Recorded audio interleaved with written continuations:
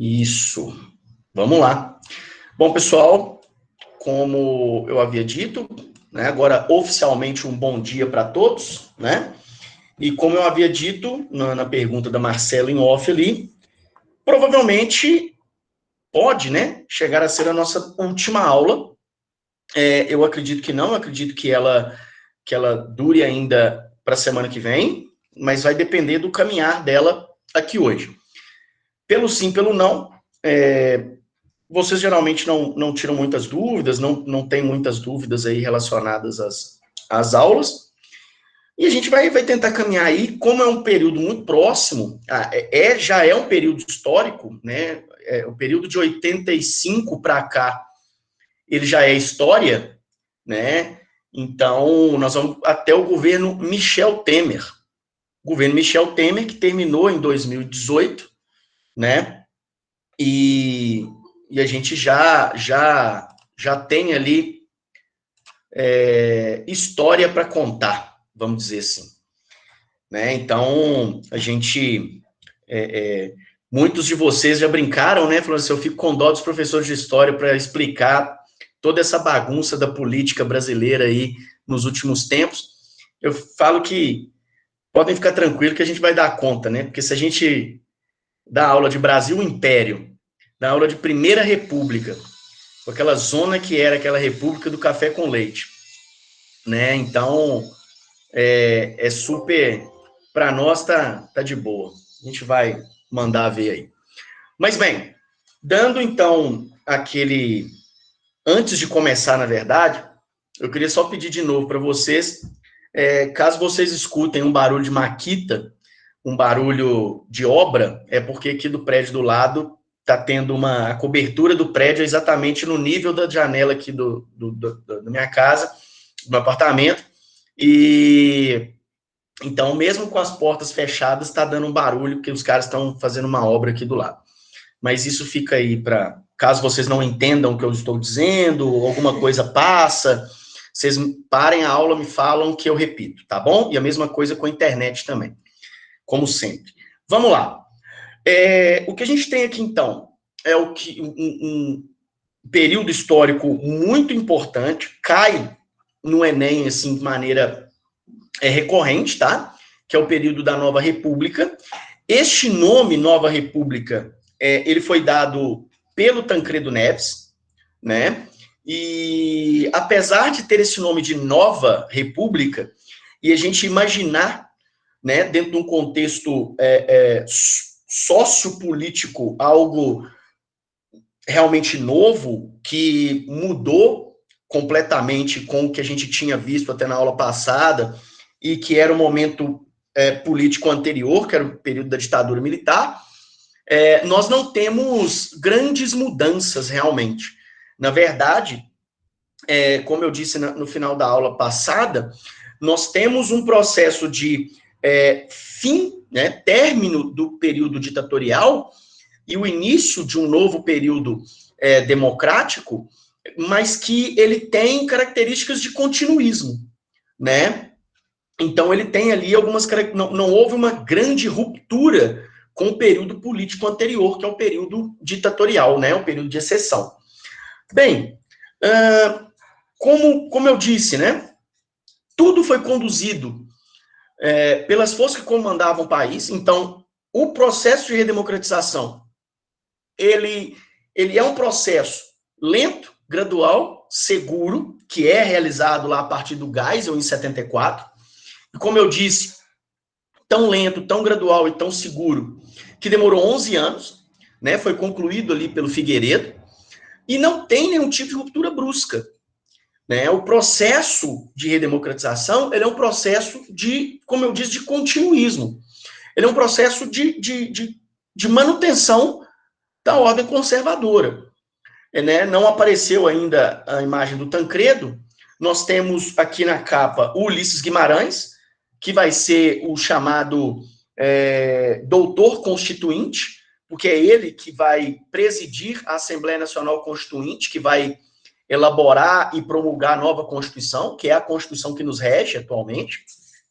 Não tem ainda nenhuma imagem do Tancredo, Mas o Tancredo, por exemplo, ele que era parte do MDB, ele era acusado de ser leve-trás, ele era acusado de ser um homem que trabalhava por debaixo dos panos, por fazer conchavos políticos debaixo dos panos, porque o Tancredo, ele era governador de Minas, no período da redemocratização, era uma voz importante, mas era um cara extremamente conservador.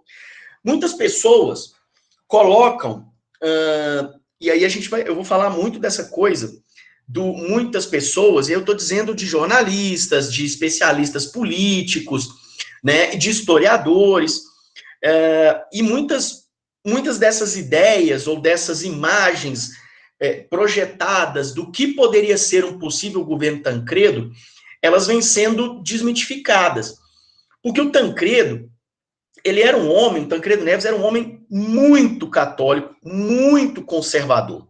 Quando eu digo muito conservador, eu estou dizendo assim, que nós, fazendo uma comparação bem louca, assim, bem tosca, atualmente, Tancredo Neves seria da ala bolsonarista, por assim dizer, tá? De tão conservador que o Tancredo era. Então, assim, para vocês terem uma ideia, o Tancredo teve vários netos e teve 2 netos, assim, mais velhos, que ele via um espectro político neles ali, uma genialidade política. Genialidade política não é de genial, eu estou falando de gênio, de jeito para política. E desses 2, um se destacava em relação ao outro. Um era o caçula, o Aécio Neves, e o outro, que na verdade era outra, que era a irmã mais velha do Aécio Neves, que era a Andréa Neves. E ele sempre viu a Andréa Neves com a genialidade política, que ela sabia fazer política, ela aprendeu vendo o avô, vendo o pai, que o pai também foi político, né? Ela sabia ali, tinha um tino, um gênio político da família. O Aécio não, o Aécio sempre foi muito vida louca, assim, desde muito novo. Só que ele jamais permitiria que a Andréa participasse ativamente da política partidária. Porque, para ele, mulher não era, como que eu diria, feita política. Mesmo ela tendo essa genialidade política, ela não deveria participar de política, porque política não é lugar para mulher. E isso era o pensamento do Tancredo. Tá? Isso era o pensamento do avô dessa menina. Então, o Aécio, na verdade, quando o pessoal fala que ele tem o gênio do avô, ele tem o trato político, o jeito de fazer política, de negociar, o jeito mineiro de fazer política, tem muita gente que fala isso. O jeito mineiro de fazer política, não vai para o embate, vai para negociação. Tem muita gente que chega e fala, olha, na verdade, o jeito mineiro de fazer política é o jeito da trairagem, né? Eu faço um acordo com você aqui, mas por debaixo dos panos eu puxo o seu tapete, entendeu? E o Tancredo foi acusado de ser assim.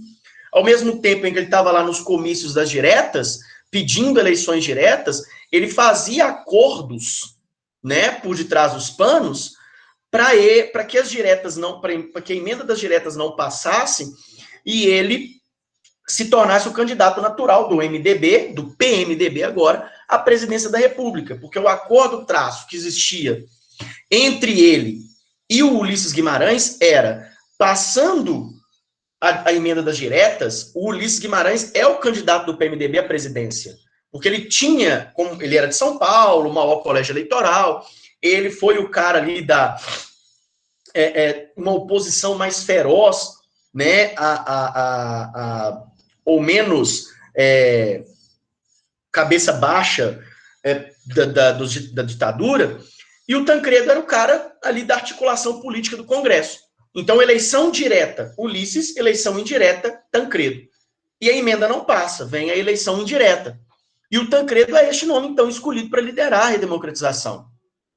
Ele vence a eleição indireta no colégio eleitoral, ele vence o Paulo Maluf, nós já falamos isso na aula passada, o Paulo Maluf do PDS, que depois vai vir ser a prefeito de São Paulo algumas vezes e tal. você tem a dissidência no PDS, em que cria-se o PFL, comandado pelo José Sarney. José Sarney, que já tinha sido deputado pela Arena, já tinha sido governador do Maranhão com 35 anos de idade, bem jovem. Ele tinha sido governador do Maranhão pela UDN, né? Então, o cara que está sempre ali alinhado ao que a gente chama de grupo conservador, político conservador do país, o DN, Arena, ligado à ditadura, um cara que tinha sido opositor, né, um nome que foi ali um opositor às diretas, né, ele boicotou o voto às diretas, ele se torna o candidato a vice-presidente na chapa do Tancredo. E aí tem uma coisa que é muito importante de ressaltar aqui, que é, e ontem eu estava relendo os slides aqui para poder dar aula para vocês, eu fiquei pensando nisso, eu falei assim, eu preciso falar isso com os meus alunos. Uma coisa que é muito comum no Brasil, e isso já existia antes, e existe agora com a nova república, é o chamado presidencialismo de coalizão. O que é o presidencialismo de coalizão? O regime presidencialista no Brasil, ele tem o presidente como chefe do executivo. A Constituição de 88 dá muitos poderes para o chefe do executivo, mas ainda assim ele não consegue governar sem o Congresso. Ele não consegue governar sem o legislativo. Então, para que o presidente, como nós temos um país com muitos partidos políticos, e grande parte desses partidos, eles são fisiológicos, não são ideológicos, existe uma diferença neste processo. O partido ideológico é o que segue uma ideologia pronta e ele não vai sair daquilo ali. Então, por exemplo, até partidos aqui no Brasil que são de características ideológicas, eles seguem um fisiologismo político. O que é ser fisiológico? É seguir a maré, entendeu? E o PMDB, ele se torna esse grande partido fisiológico. Nós vamos ver, por exemplo, lá na frente, que o PMDB, ele vai governar o Brasil com o José Sarney. O José Sarney, ele assume a presidência com a morte do Tancredo Neves, ele sai do PFL e vai para o PMDB. Então, ele vira um grande nome do PMDB. Depois do José Sarney, o PMDB só vai governar o país por mais 2 vezes com presidentes que não foram democraticamente eleitos. Eles não foram eleitos pelo voto direto, melhor dizendo. Democraticamente eleitos, eles foram eleitos como vices. Mas eles assumem em processo de impeachment dos presidentes, que foi o Itamar Franco e depois o Michel Temer. Então, o PMDB, ele passa a investir em cargos de vice-presidência ou em presidências, em aumento das bancadas legislativas. Para quê? Para que eles comandem os poderes, no caso, as casas legislativas, Câmara e Senado, e eles imponham ao Poder Executivo, aos presidentes da República, a abertura dos seus governos para o apoio do PMDB. E apoio que eu digo aqui é o quê? É o chamado presidencialismo de coalizão. É o toma lá, dá cá. Eu te ajudo aqui com essa mão, mas eu quero cargos aqui na outra. Então, eu te dou os votos que você precisa para aprovar coisas que você precisa, mas eu quero cargos, né? Quero emendas parlamentares, quero ministérios, cargos em estatais. Beleza? Para que isso? Para manter um processo de corrupção, de desvio de verbas públicas e tal, para manutenção da máquina partidária. E não é só o PMDB que faz isso, né? Todos os outros partidos vão fazer, porque é assim que vai funcionar, né? Então, por exemplo, Collor vai precisar do PMDB, né? Fernando Henrique Cardoso vai precisar do PMDB, Lula vai precisar do PMDB, Dilma vai precisar do PMDB, Jair Bolsonaro está precisando do PMDB, né, que agora já é MDB.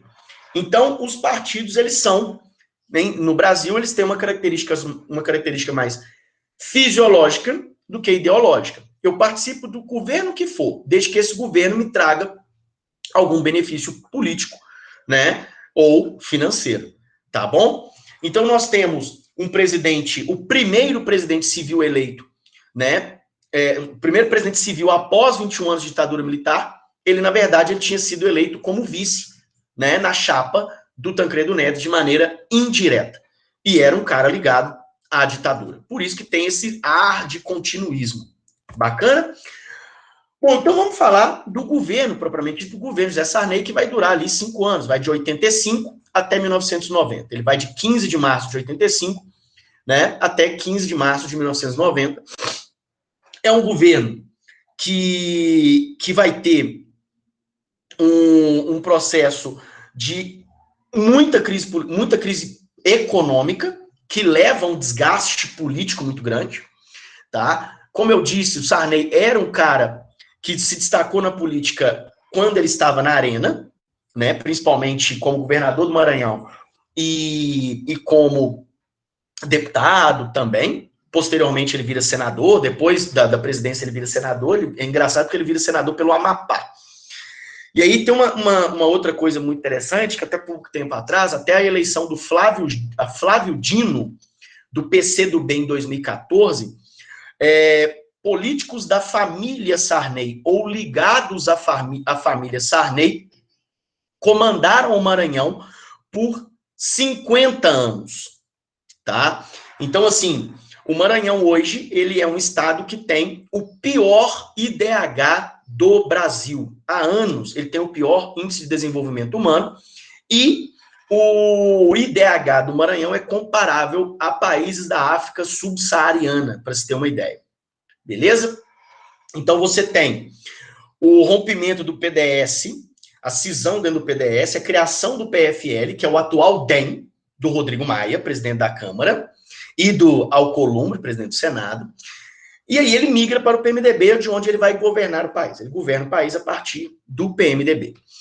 Então, como eu disse, o governo dele é marcado por uma grave crise econômica, uma crise econômica que nós já falamos dela em Nova Ordem Mundial, principalmente ali com os Estados Unidos no século XX, que eu falo da questão da segunda metade do século, da década de 80, de 1980, onde a gente tem uma grave crise econômica em todo o mundo, fruto da crise do petróleo de 73 e também da Revolução Islâmica do Irã, grande produtor de petróleo, em 1979, que vai ali piorar a situação econômica do mundo.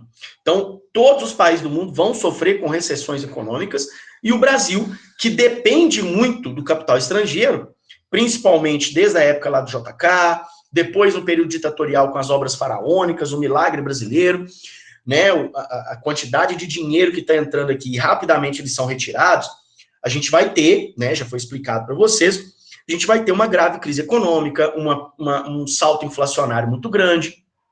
Em 86, né, o José Sarney, ele cria um plano econômico, né, ele e sua equipe econômica, cria um novo plano econômico que vai alterar a moeda.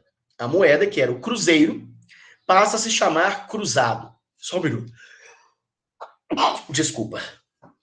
Aí nós temos, então, o plano cruzado.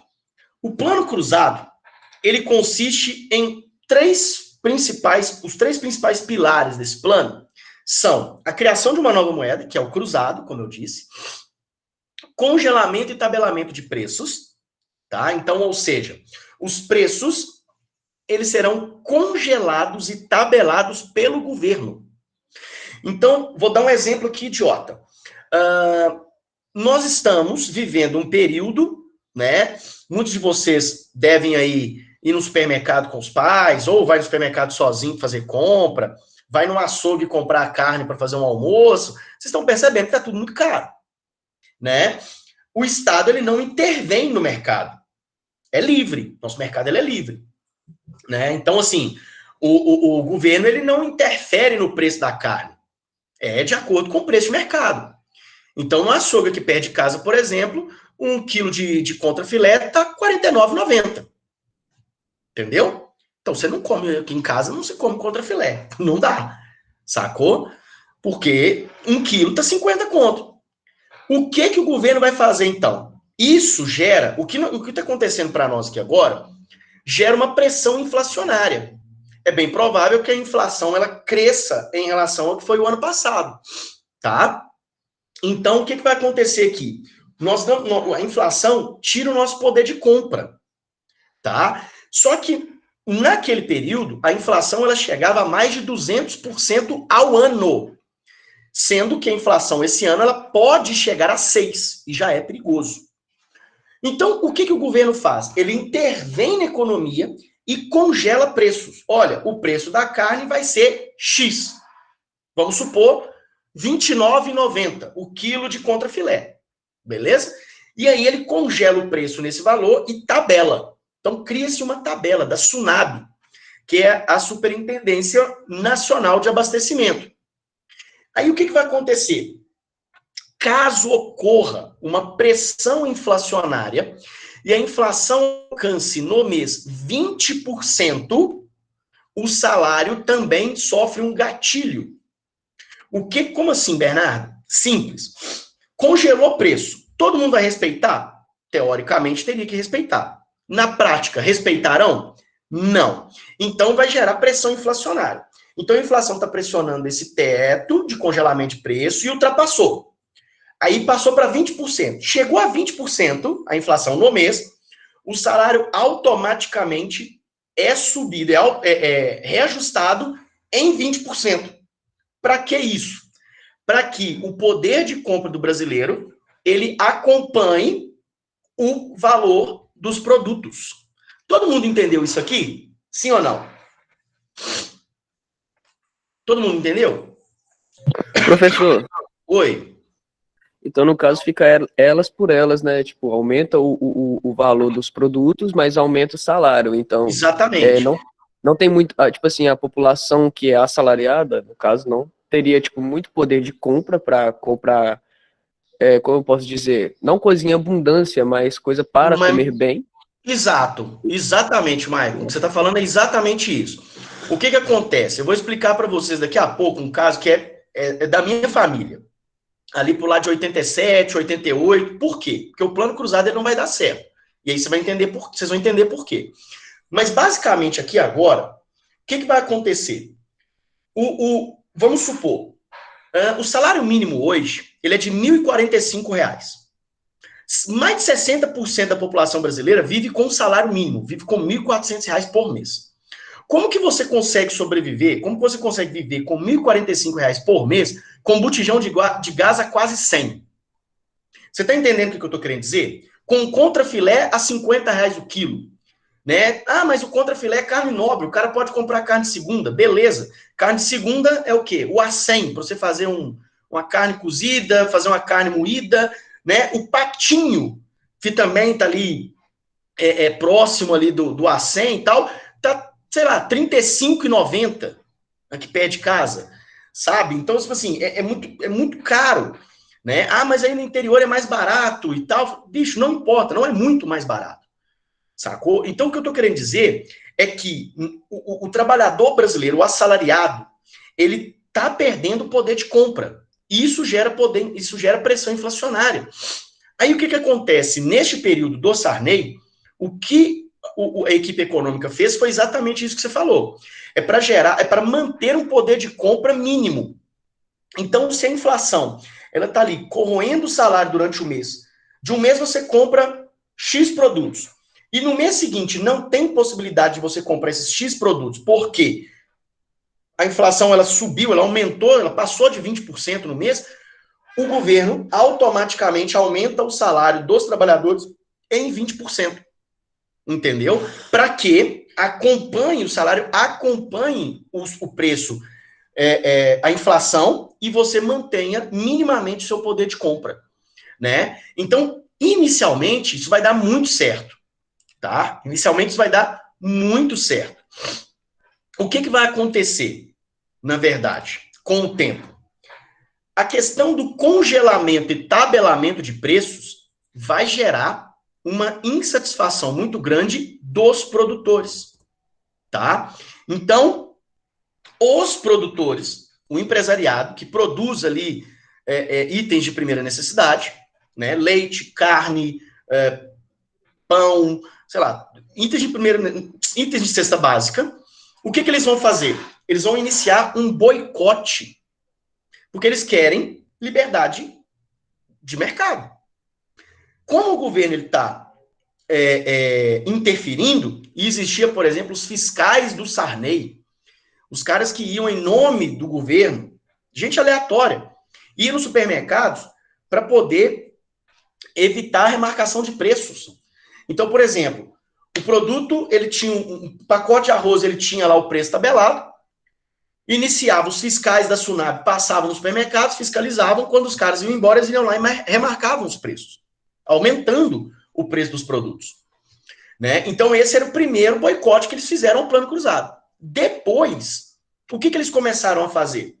Eles começaram a diminuir a produção, entendeu? Para aumentar o preço. Com menos oferta, você tem mais procura, então o preço vai aumentar. Então os caras começam a boicotar. Não, nós não vamos produzir carne, nós não vamos produzir laticínios, nós não vamos produzir mercadoria nenhuma, porque não está compensando vender, porque os preços estão muito baixos. Entendeu? Aí, o que o governo vai fazer?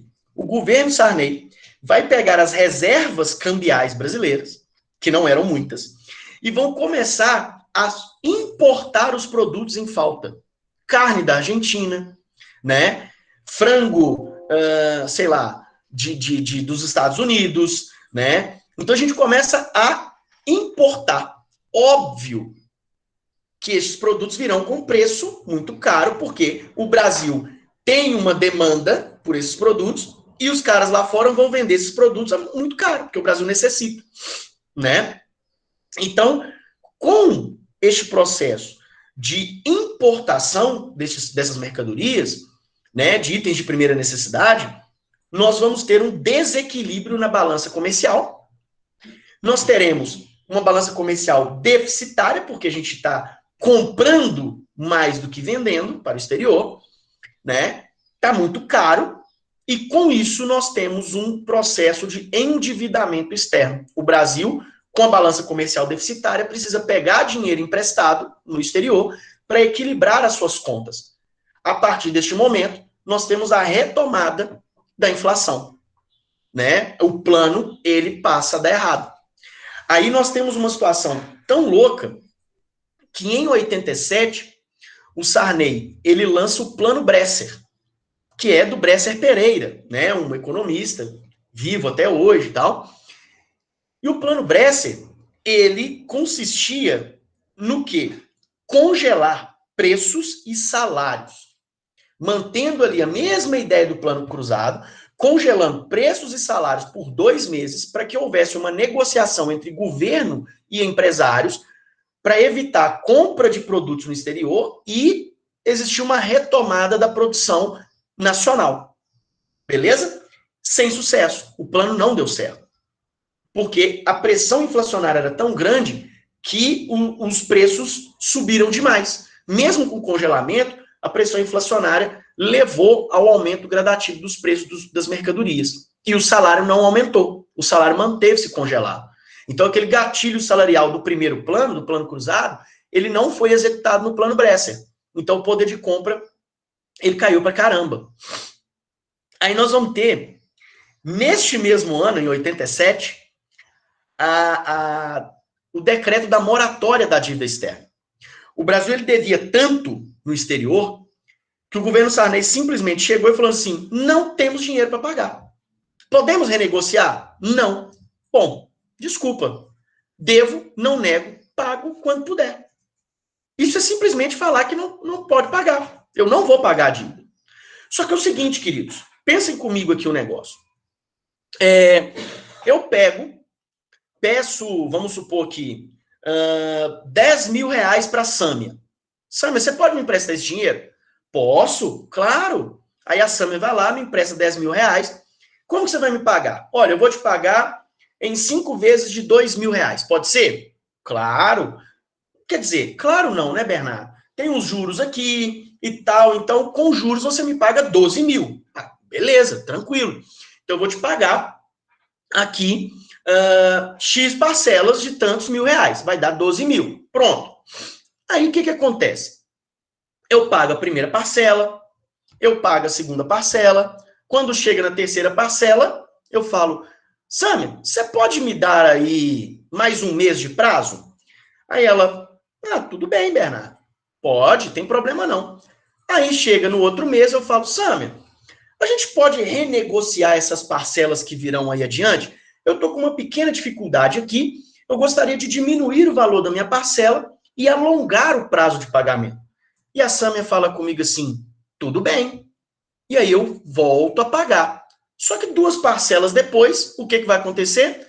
Sâmia, podemos renegociar novamente, fazer aquele mesmo esquema? Diminuir o valor da minha parcela e aumentar o prazo? E ela, não posso.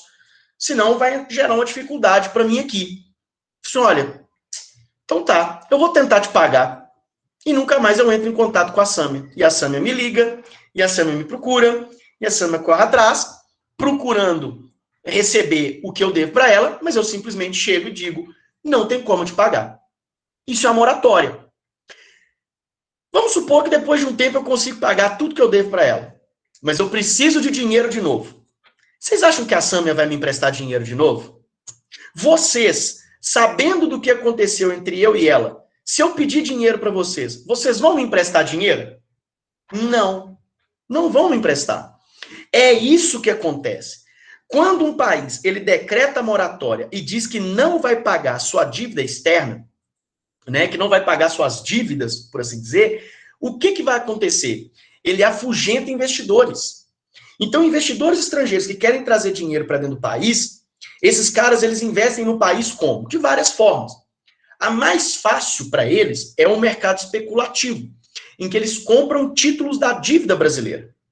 Entenderam? Se eles compram títulos da dívida brasileira, que eles vão receber lá na frente juros altíssimos, como que eles confiam que vão receber esse dinheiro que eles estão colocando aqui dentro, se o Brasil decreta moratório, se ele não paga as suas dívidas? Então, ninguém vai querer investir.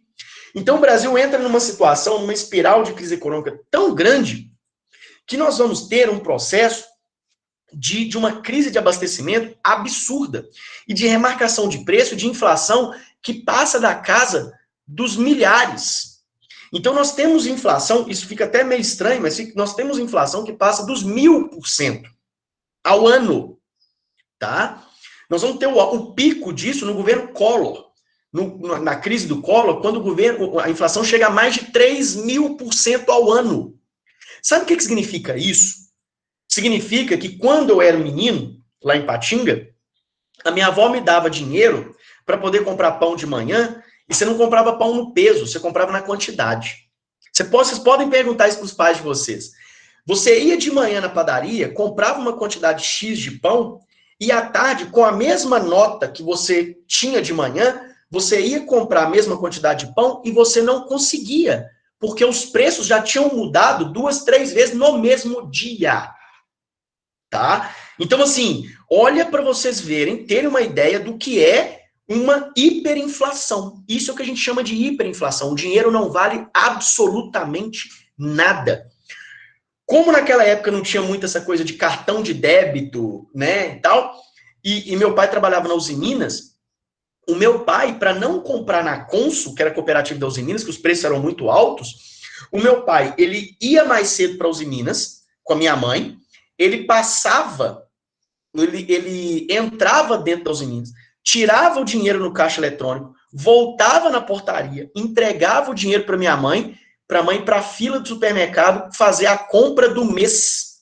Por isso que muitas casas e apartamentos da década de 70, da década de 80, principalmente, elas possuem dispensas. E nós somos acostumados a isso até hoje. Nós pegamos isso dos nossos pais, de fazer compra do mês, por causa da inflação. Os produtos tinham muita alteração de preço no decorrer dos meses. Então, você fazia compra, você comprava muita coisa e estocava. Entenderam? Para evitar de pagar mais caro.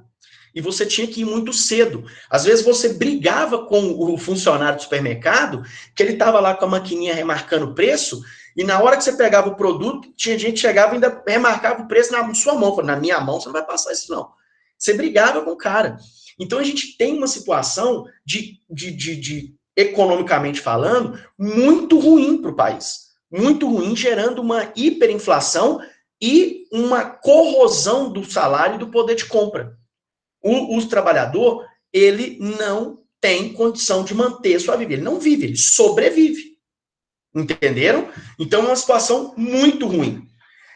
Em 89, o Sarney, neste meio tempo todo, ele consegue a aprovação na Constituinte, e eu vou falar da Constituição daqui a pouco, ele consegue na Constituinte a aprovação de mais um ano de mandato. Por isso que ele vai sair em 90.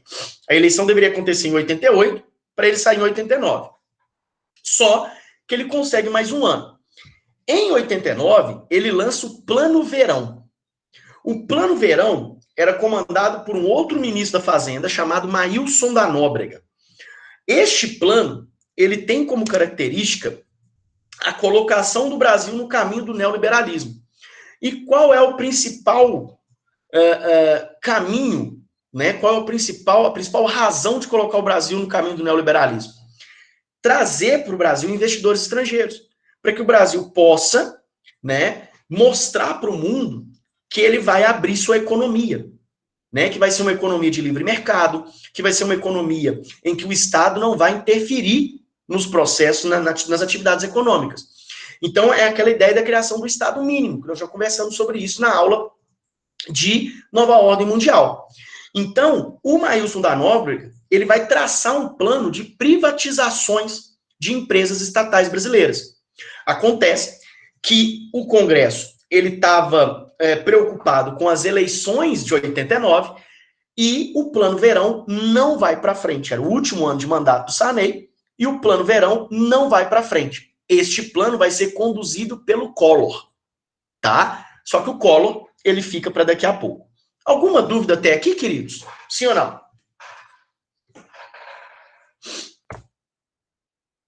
Professor, eu tenho uma dúvida. Pois não. Essas coisas da inflação, tipo, de um preço estar um de manhã e totalmente outro, no caso da noite, isso acontecia também em países estrangeiros, como Estados Unidos, a Europa?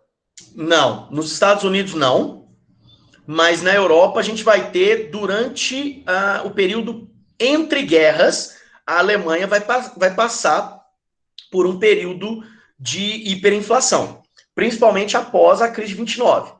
A Alemanha, ela está envolta na reconstrução do país por causa da Primeira Guerra Mundial. Ela vai receber ajuda dos Estados Unidos nessa reconstrução. Ela precisa pagar as indenizações da Primeira Guerra Mundial. E aí você tem a crise de 29 e a ajuda estadunidense deixa de chegar. Quando essa ajuda deixa de chegar, aí sim, tem uma imagem, se você procurar no Google, você vai conseguir encontrar, ela é bem interessante. É uma imagem de um pai de família indo comprar pão. Ele vai comprar pão com um carrinho de mão, de obra, lotado de dinheiro, e quando ele foi tirada uma foto dele indo com esse carrinho de mão até a padaria, e ele volta com o carrinho de mão vazio, com um pão, um pedaço de pão desse tamanho assim, ó, pão redondo, desse tamanho assim, um pão, e ele com um montão de dinheiro no carrinho de mão, mas ele conseguiu comprar um pão. A inflação na Alemanha, a hiperinflação na Alemanha, ela chegou a quase 1 milhão de %. Coisa que aconteceu na Venezuela há pouco tempo atrás. A inflação na Venezuela, por causa das sanções econômicas ao governo Maduro, já chegou a passar de 1 milhão de %. É até estranho falar o número, né? Quando a gente fala 10%, 12%, 1000%, até que vai. Quando você passa da casa do milhão, é até estranho falar 1 milhão de % de inflação, mas ela, na Alemanha, já chegou. Mas depois do pós-guerra, não. Nós não tivemos ondas inflacionárias, hiperinflacionárias, em países europeus, nos Estados Unidos. Isso acontece mais em economias emergentes e pobres, tá? Países pobres e países emergentes, tá? Os países desenvolvidos não passam por essas situações, não. A não ser que seja, como eu disse, a exceção da Alemanha no entre guerras. Tá bom, Maicon? Professor, mas que nem o senhor falou que a Alemanha estava em reconstrução e tal, e até dá para entender. Mas no caso do Brasil, é meio assim, não tem como a gente pensar em algo, tipo assim, aumenta o produto do mercado, no caso, o valor da carne, ou do arroz, ou até mesmo do trigo, e aumenta e não é, tipo assim, não tem como entender o porquê, saca? De aumentar tanto? De aumentar tanto. Porque nós É um somos dinheiro. hoje, naquele período, né, no período Sarney, nós tínhamos uma economia que ela não era livre. Tá? Nós tínhamos uma intervenção muito grande do Estado brasileiro na economia. A partir de Fernando Collor de Mello, a gente tem a inserção de um liberalismo econômico muito forte no país. E aí, com o Plano Real, a gente vai ter também este processo de estabilização econômica, que aí vai ficar para frente, que eu vou explicar, mas um processo de estabilização monetária, controle inflacionário e livre iniciativa, né? Introdução do liberalismo econômico, em que você tem livre iniciativa, livre concorrência, livre mercado. Então, os produtos brasileiros, eles precisam se tornar mais competitivos, né, com os produtos estrangeiros. Né? Então, por exemplo, você vai comprar presente de Natal aí pro pessoal da sua família, se você achar que os produtos que você quer comprar aqui nas lojas brasileiras, produtos brasileiros, eles são caros demais, você vai no AliExpress e compra. Entendeu? Você vai no Wish e compra o produto lá. Ou seja, você vai importar o produto com preço mais competitivo. Se os caras aqui não criarem competitividade, né? Eu vou dar o exemplo dos automóveis. Os automóveis no Brasil, até o governo Collor, eram carroças. O próprio Collor vai dizer isso. A gente gosta de brincar e falar que a única coisa boa que o Collor fez foi isso. Falar que os carros brasileiros eram carroças. Então, a partir deste momento, os carros começaram a melhorar. As montadoras aqui começaram a melhorar os carros, porque ele abriu o mercado brasileiro para carro estrangeiro. Né? Ou os caras melhoravam os carros ou eles perdiam competitividade. Aí você tem outro porém. Qual que é o porém? Se as fábricas aqui perdem competitividade, vão começar a demitir. Aí o Estado tem que intervir um pouquinho na economia. Você cria o Estado de Bem-Estar Social, em que ele vai intervir em setores estratégicos para manutenção de empregos, porque a gente tem que entender que existe uma diferença gritante entre os países da América Latina, por exemplo, o Brasil inserido neles, com uma Alemanha, uma França, os Estados Unidos, um Canadá, uma Itália, porque esses países eles são ultra mega ricos, entendeu? Eles passam por problemas financeiros, eles passam por problemas econômicos, mas os problemas econômicos pelo qual eles passam não são nada comparados ao que uma crise financeira mundial pode fazer em países emergentes, como o Brasil. Por quê? Porque países emergentes como o Brasil dependem de investimentos estrangeiros, investimentos destes países ricos. Se esses países passam por crises econômicas e tiram os seus investimentos dos países emergentes, a crise ela vai ser muito mais profunda e muito pior do que nos países ricos. Entendeu? Então, assim, a gente tem que se alinhar à questão do liberalismo econômico, sim. Para quem acha que eu sou comunista, inclusive, está aí algo importante de ser dito. A gente tem que aderir a uma economia de mercado, uma economia de livre iniciativa, de livre mercado, mas nós temos que proteger, estados como o Brasil precisam proteger sua economia, sua indústria, seu comércio contra a entrada indiscriminada de produtos estrangeiros. Senão, bicho, destrói a nossa economia. Destrói a nossa economia. Destrói os nossos empregos. Sacou? Então, e quando você tem processos de crises recessivas econômicas em países emergentes, os empregos são destruídos e você tem pressão inflacionária que gera inflação muito grande. Né? E aí você precisa se ajoelhar e se sujeitar às ordens dos países ricos para eles emprestarem dinheiro para você poder sair da crise econômica, que foi o que aconteceu durante o governo Sarney, ao governo Collor e ao governo Fernando Henrique. Sacou? Então, você vai entender com o passar da aula, não só hoje, mas na semana que vem, que existem mecanismos de você criar um país menos dependente do estrangeiro, tá? Mas existe também formas de você destruir toda esse projeto de diminuição de dependência estrangeira e voltar a uma mega dependência estrangeira. Mas isso aí é para as próximas aulas. Isso vai ficar muito claro para você, beleza, Maicon? Olha só, vamos continuar aqui então. Alguns aqui disseram que não tem dúvida, então vamos dar continuidade aqui. Olha só. Constituição de 1988. Óbvio que essa Constituição que eu vou falar para vocês aqui não é a mesma de hoje. A Constituição de hoje, ela já teve várias modificações, muitas emendas constitucionais, né, muitas mudanças, mas, basicamente, nós vamos falar aqui o que a denominada Constituição Cidadã, ela nos traz, beleza? Em fevereiro de 87, a Constituinte é convocada, né? E aí tem uma situação aqui bem interessante, que é a seguinte. No Brasil, as coisas elas são muito feitas, muitas das coisas, principalmente politicamente, é feito assim, na gambiarra, tá? E aí, um termo que muito se usava e não deve se usar mais era o feito nas coxas. Isso não se usa mais, mas é feito na base da gambiarra. Como que uma Constituição, na teoria, ela deveria ser elaborada? Você convoca uma Assembleia Nacional Constituinte. Sarney fez isso. Só que uma Assembleia Nacional Constituinte, você tem a suspensão, tá, do Congresso, da Câmara dos Deputados, do Senado, e a Assembleia Nacional Constituinte, junto com notáveis que serão convidados a elaborar a Constituição, vão trabalhar na elaboração dessa Constituição.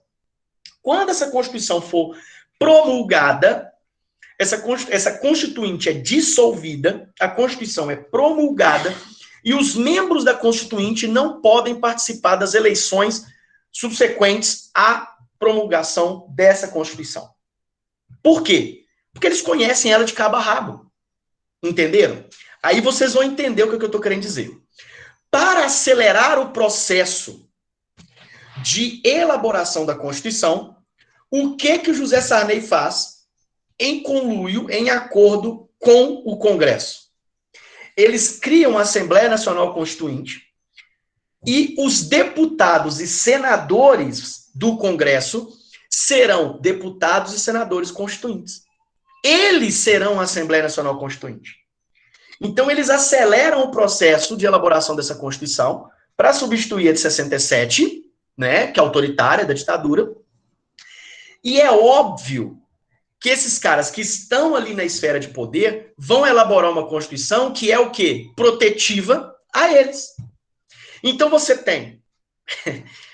tem, por exemplo, eu fico rindo de nervoso, você tem, por exemplo, a prerrogativa, né, de reajuste salarial para deputados e senadores e para o funcionalismo público como um todo, para executivo, judiciário, no geral, feita por eles. Feita pelos próprios deputados e senadores. Entenderam? Baseando-se no teto salarial dos ministros do Supremo, que são aqueles que devem ganhar mais. Então, todos os privilégios de servidores públicos das esferas do judiciário, nas esferas federal, principalmente, no judiciário, no legislativo e no executivo, são prerrogativas, são votadas pelos membros do Congresso. Então, se os caras acham, por exemplo, que eles estão ganhando pouco, eles vão lá e aumentam o salário deles. Os benefícios como motorista, como verba de gabinete, como passagem aérea para ir para os seus estados, como... eu falei motorista, mas é melhor falar, inclusive, de carro oficial, porque o carro oficial, ele tem, por exemplo, o motorista, né, aquela coisa toda. Então, você tem, por exemplo, 513 carros, né, com 513 motoristas. Você tem apartamentos funcionais, que são apartamentos para deputados e senadores. Alguns não moram, né, e eles recebem uma verba de moradia, auxílio terno, auxílio moradia, auxílio não sei o quê. Então, os caras vão criando tudo isso para eles. Então, você tem que ódio. Você tem a criação, por exemplo, de políticos profissionais. Né? É bem provável que aí na cidade de vocês existem vereadores que estão há décadas como vereador na cidade de Governador Valadares ou na cidade de vocês. Aqui em Belo Horizonte tem. né? Você tem deputados e senadores que estão há décadas. O José Sarney, ele teve mais de 50 anos de vida pública. Quando eu digo vida pública, ele é escritor, ele é advogado de formação, ele é formado em direito, nunca exercido. Você quer outro nome? Aécio Neves. Aécio Neves é formado em economia pela PUC e nunca exerceu a função de economista. Ele foi senador, foi governador de Minas, foi deputado federal, é deputado federal de novo. Ele é político profissional. Entendeu? Porque dentro do legislativo, ele... Sim, o Sarney escreveu mais de 100 livros, e livros ruins, inclusive, Alberto. Tá? Livros ruins. É difícil demais. E aí, cara, o que acontece? Os caras ficam décadas ali vivendo das benesses do nosso dinheiro. Entendeu? Então, assim, o cara, de 4 em 4 anos, por exemplo, para deputados, vereadores, deputados estaduais, federais, ele coloca o nome dele ali, vai criando cada vez mais uma base eleitoral forte e maior, e continua ali, se mantendo como deputado, né? Alguns depois vão lá, tentam como presidente, ganham, né? Acha que ser presidente é igual ser um dos 513 deputados, não é a mesma coisa, beleza? Não citei nomes.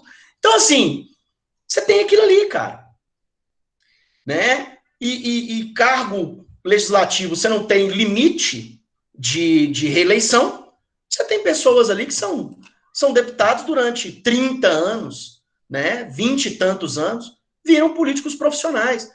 Se esses caras não forem reeleitos, por exemplo, em 2022, algum deputado que está ali há muito tempo na política, se ele voltar para fazer aquilo que ele se formou lá atrás, então, provavelmente ele não sabe exercer sua função. Ele vai continuar fazendo política, entendeu? Não partidária, mas ele vai continuar fazendo política para tentar voltar. É assim que funciona. Então, você tem essa prerrogativa dentro da Constituição de 88, né? Mas ela é uma Constituição que, de certo modo, ela é denominada cidadã porque ela vai nos dar direitos que são, assim, conquistas gigantescas perto do que a Constituição de 67, por exemplo, não nos dava. E outras constituições também. Mas vamos entender alguns pontos importantes da Constituição de 88 aqui. Você tem a separação dos poderes, executivo, legislativo, judiciário. Então você tem a tripartição de poderes, poderes autônomos, livres uns dos outros. Uma prerrogativa muito legal aqui, que é um poder absurdo para o Ministério Público, coisa que o Ministério Público, que é o órgão do judiciário que investiga, né, desmandos dos outros poderes, ele tem uma liberdade muito grande, tá? Coisa que não existia até então. Você tem o voto, né, para jovens de 16 a 18 anos facultativo e para maiores de 70 anos. Então, caso alguns de vocês aqui tenham entre 16 e 18 anos, vocês não têm a obrigatoriedade de votar, mas a partir dos 18 até os 70, vocês são obrigados a votar. Então, de 2 em 2 anos, existem eleições em que vocês, de 18 até os 70, são obrigados a votar. Beleza? O voto, ele é direto e secreto. Então, no caso, você não vota em alguém para escolher um outro nome. Você vota no candidato, por exemplo, esse ano teve eleição municipal. O candidato a vereador que você votou, o voto foi direto para ele. Se ele ganhou ou não, aí já é questão das contas lá, do quantidade de voto que ele recebeu. Certo? Então, não vai, por exemplo, para fulano que leva para Beltrano. É direto. Sacou? Outra coisa, você não precisa mostrar para quem você votou. O voto ele é secreto. Né? Você pode falar que votou em X e, na verdade, você votou em Y. Ninguém vai ficar sabendo. Bacana? E você tem, a partir de agora, e aí retorna depois da primeira Constituição. Então, das 7 constituições que nós temos na nossa história, né, 6 republicanas e uma imperial, só a Constituição do Império e essa Constituição de 88 é que permitem o voto dos analfabetos.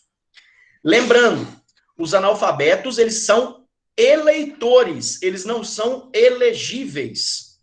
Então, o analfabeto não pode se candidatar a algum cargo público, ele só pode votar. Bacana? Por exemplo, vocês se lembram do Tiririca, acusaram ele de ser analfabeto, e ele teve que fazer uma prova, uma redação, para mostrar que ele não era analfabeto. Ele escreveu tudo errado, erro de português para lá e tal, mas mostrou que ele sabia, pelo menos, escrever e entender o que escreveu. Então, ele escreveu e leu. Ele não é analfabeto.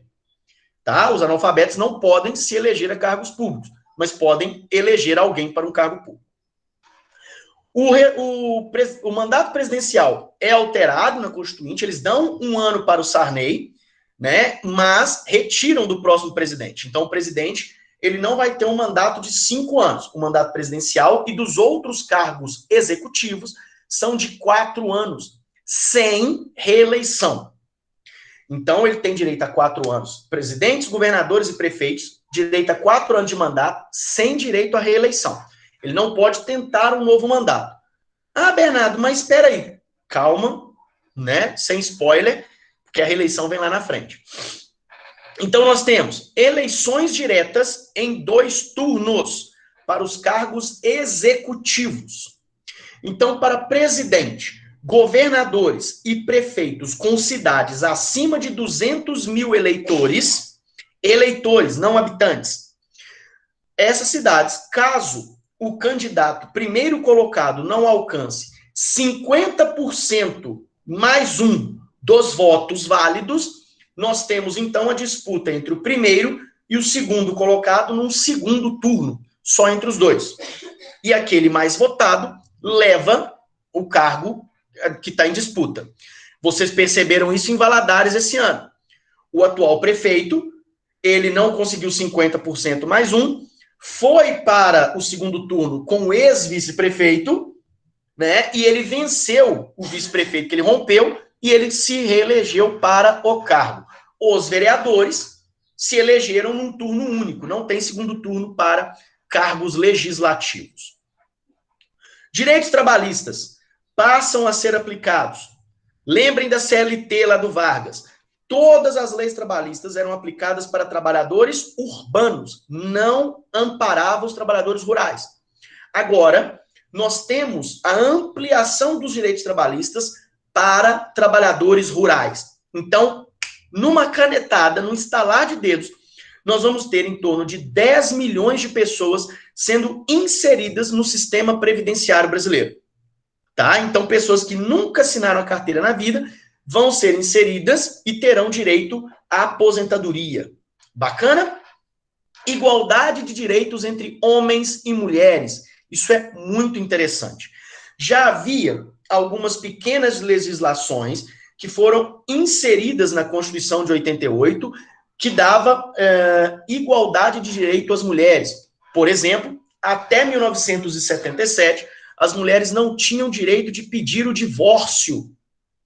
O divórcio só seria dado às mulheres caso o marido aceitasse dar o divórcio. Outro detalhe importante, vou até minimizar aqui, peraí. Outro detalhe importante, além do divórcio, tá? Uma coisa muito interessante. As mulheres não podiam viajar para o exterior sem autorização por escrito, registrada em cartório dos seus maridos. Então, vamos supor que a Giovana, ela é casada e quer viajar para Paris para passar o fim de ano lá. O marido não está de férias e não pode ir. Ela só conseguirá passar pela imigração se ela tiver uma autorização no passaporte dela, assinada pelo marido com reconhecimento de firma em cartório. Se ela não tiver autorização do marido, ela não pode sair para o exterior. Entenderam? Ela quer separar do marido até 1977. Se o marido falar assim, não, eu não vou te dar o divórcio, ela não tem direito ao divórcio. Ela vai ter que viver ali com o marido dela. E tem outro detalhe muito legal também. importante aqui. Legal no sentido de que é interessante, vocês vão entender aqui. As mulheres não tinham direito, por exemplo, à prerrogativa da legítima defesa da honra. Beleza? Então, por exemplo, nosso amigo Tiago aqui, casado, pai. O Tiago, ele trabalha o dia inteiro. Na hora que um dia ele chega em casa mais cedo, encontra a esposa dele com outro. O Tiago pode pegar a arma dele, dar um tiro no cara, dar um tiro na esposa, matar os dois, chamar a polícia vai chegar até a casa dele e falar, o que aconteceu? Eu falei, eu acabei de matar o amante e a minha esposa. Aí os policiais vão lavrar um boletim de ocorrência que vai para a justiça e provavelmente ele não vai ser acusado de crime nenhum, porque ele... qual que é a palavra que eu uso aqui? Ele utilizou da legítima defesa da honra. Sabe quando alguém te ataca com a arma e você mata a pessoa? Foi legítima defesa, não foi? Então, só que ele legitimou a defesa da honra dele, que foi ferida pela esposa e pelo amante. Entenderam? Mas, se a mulher do Tiago volta para casa mais cedo e encontra o Tiago com a amante, e ela pega a arma do Tiago ou dela e mata o Tiago e a amante, ela será presa e não será inserida na legítima defesa da honra, porque não tem igualdade de direitos. Ele tem direito à legítima defesa da honra dele. Ela não tem direito à legítima defesa da honra dela. Beleza? Isso acaba em 1985 e aí é inserida na Constituição de 1988. Então, em 1988 é constitucionalizado a igualdade de direitos entre homens e mulheres. Bem recente, bem recente.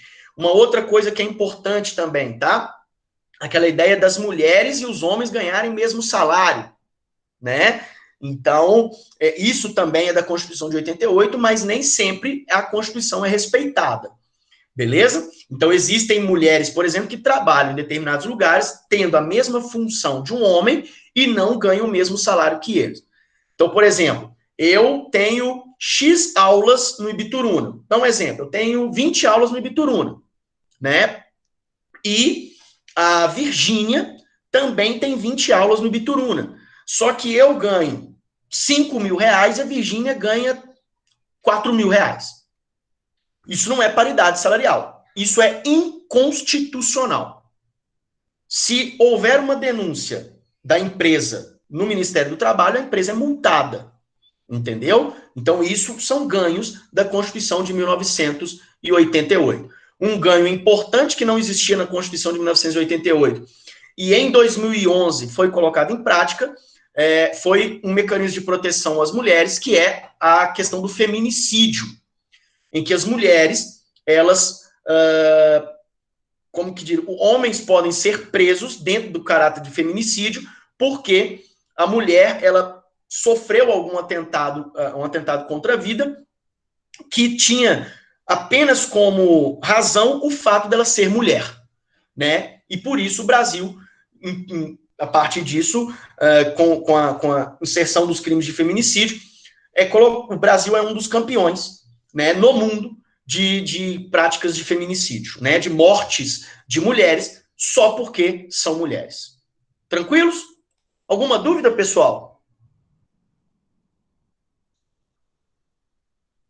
Amados, bom dia. Alguma dúvida?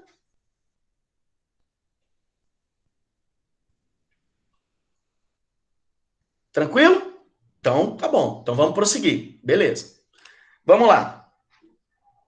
Beleza, vamos embora. Aí, olha lá. Crime de racismo, ele é inafiançável. Ô, gente, o que é o crime de racismo? Tá? Crime de racismo é quando, por exemplo, eu estou dando aula para vocês aqui, vamos supor que estamos dentro de sala. E eu estou lá dando aula para vocês e tudo, e alguém chega atrasado. E esse aluno, ele é negro. Eu não permito a entrada dele.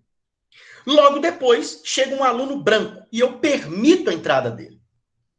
E ao ser questionado do porquê eu não deixei ele entrar e por que eu deixei o aluno branco entrar, eu digo que eu não permito que alunos negros entrem atrasados na minha aula.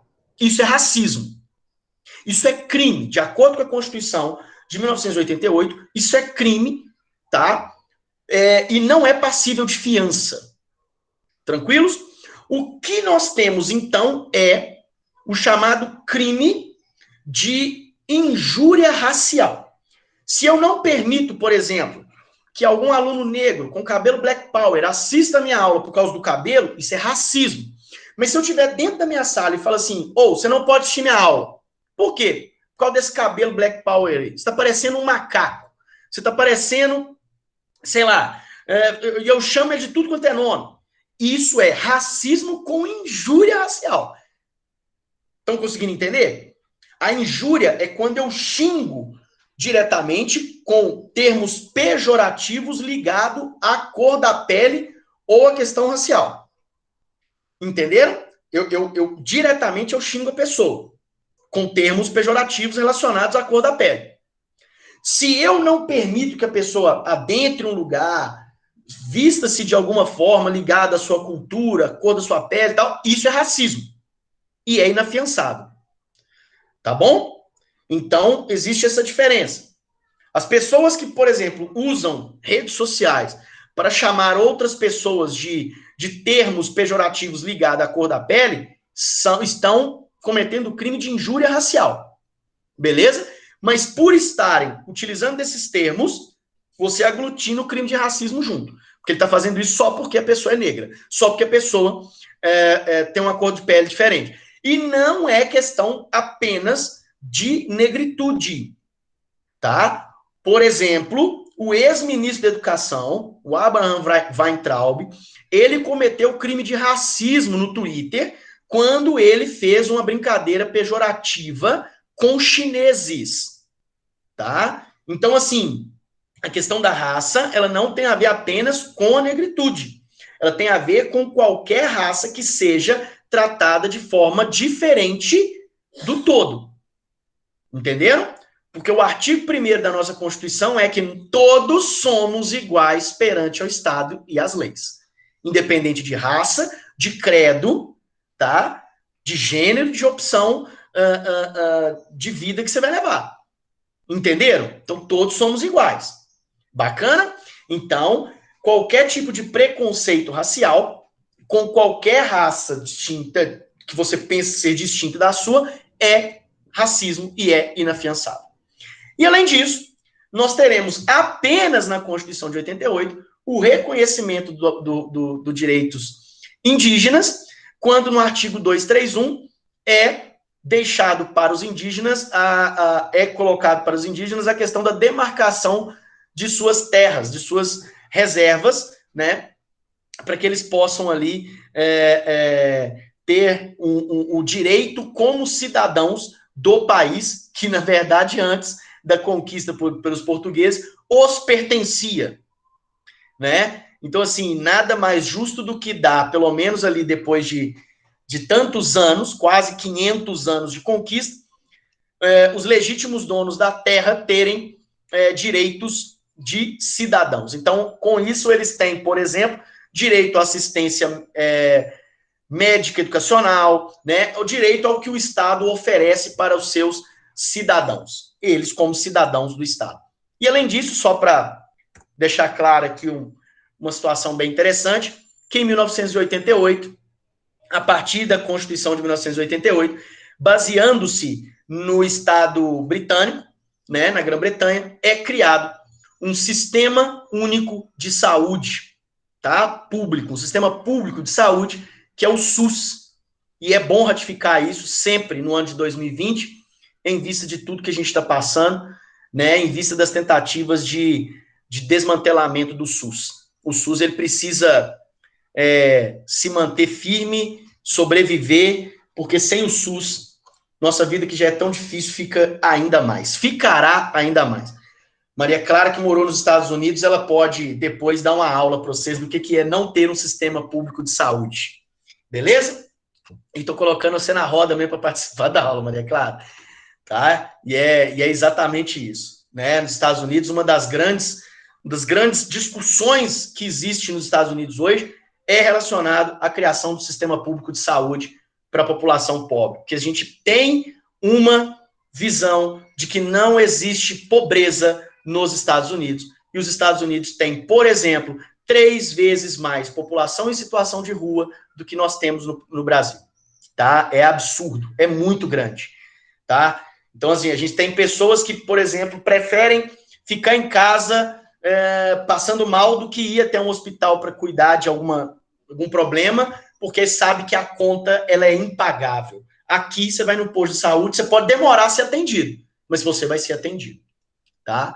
Então, é um negócio que precisa ser muito valorizado. Beleza? Eu já fiz isso demais. Ficou em casa passando mal, melhor ficar fazendo em casa do que ir no hospital. Isso é muito foda. Não adianta ver Grey's Anatomy achando que é igual, não, viu, gente? Porque ali no Grey's Anatomy não mostra a conta do hospital depois, não, viu? Pra galera. Beleza? Às vezes o atendimento é melhor que muito hospital. Sim, muito hospital. Muito. Isso é bem interessante. Aqui em Belo Horizonte, por exemplo, o SUS, como diz o prefeito aqui, é uma porcaria, mas é uma porcaria, menos porcaria do que no resto do país. E é uma verdade.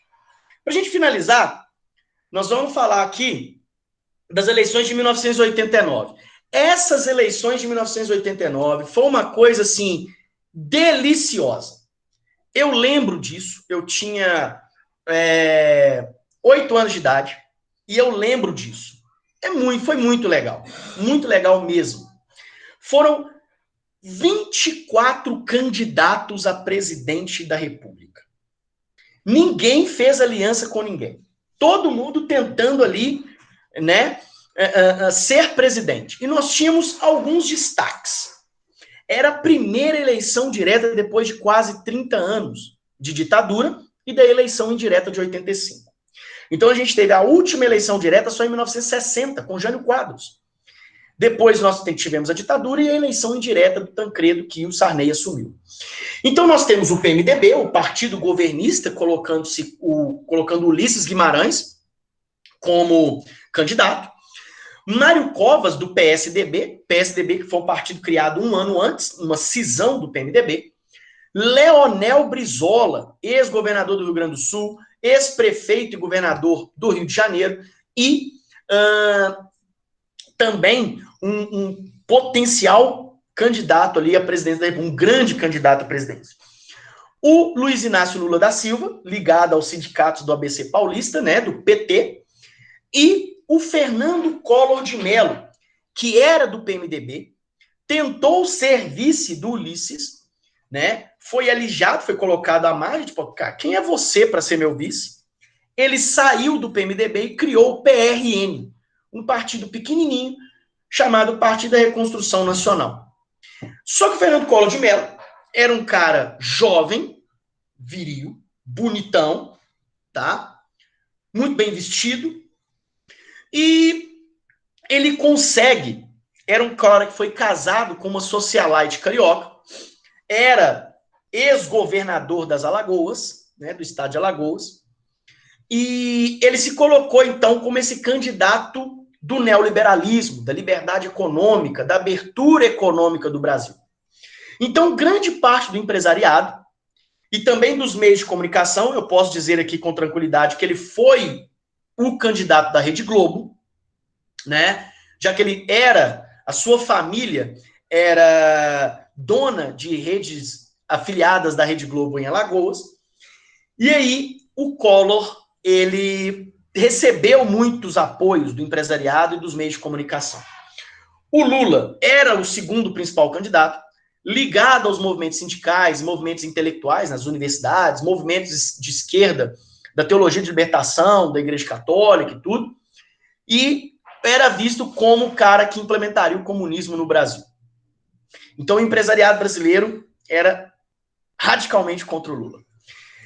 Enfim, no primeiro turno nós tivemos uma disputa muito, muito feroz entre os candidatos.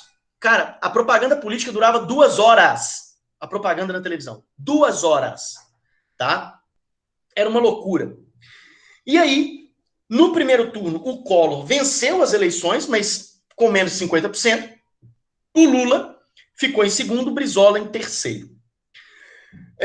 Nós tivemos, por exemplo, Paulo Maluf, Ronaldo Caiado, que foi senador e é o atual governador de Goiás, Enéas Carneiro.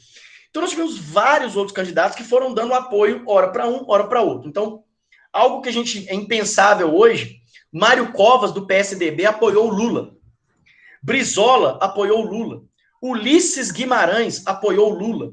Né? Maluf, Caiado, Guilherme Afif Domingos apoiaram o Collor. Né? Então, assim, fomos para o segundo turno, né? E o Collor se torna o primeiro, vence as eleições com muita polêmica, principalmente a polêmica do debate na Rede Globo, né? Antes da eleição, e do caso da filha, né? Não registrada do Lula. Então, assim, o Lula perde as eleições, o Collor vence, né? E se torna o primeiro presidente eleito pelo voto direto após o período ditatorial. Então, Sarney é o primeiro presidente civil após a ditadura.